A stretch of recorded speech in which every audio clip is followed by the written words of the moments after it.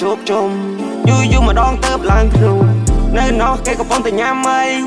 នៅគេជួបអរិយមីឆុងទេសភាពមួយយ៉ាងម្នាក់ពីទីក្រុងយូម្ដងទៅឡើងភ្នំកោះស្ដាច់កោះធំកោះតូចកោះរង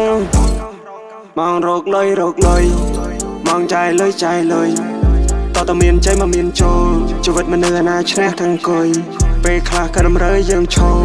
ទៅឃើញពិភពលោកនេះផ្ទុយពេលខ្លះមនុស្សយើងតបចូលបកតិចទៅវាហ៊ានចាយលុយ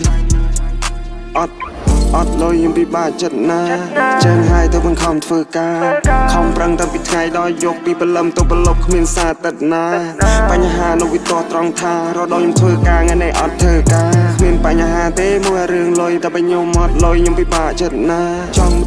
ចង់មានពេលវេលាផ្ទាល់ខ្លួនជិះម៉ូតូឆ្លងខេត្តកាត់អូកាត់ព្រៃនឹងមកខ្លួនឯងនេះសម្បូររឿងគិតបែបប្រហែលពិបាកចិត្តហើយបើចង់ស្ទួយត្រីប្រាប់ខ្លួនឯងខ្ញុំប្រាប់ច្រើនណាដែលលេតរឿងចាប់ឡូតរឿងថ្មីកុំខ្វល់ពីសម្ដីសត្វប្រៃទីងយោបារីគយគុណព្រឹកព្រៃ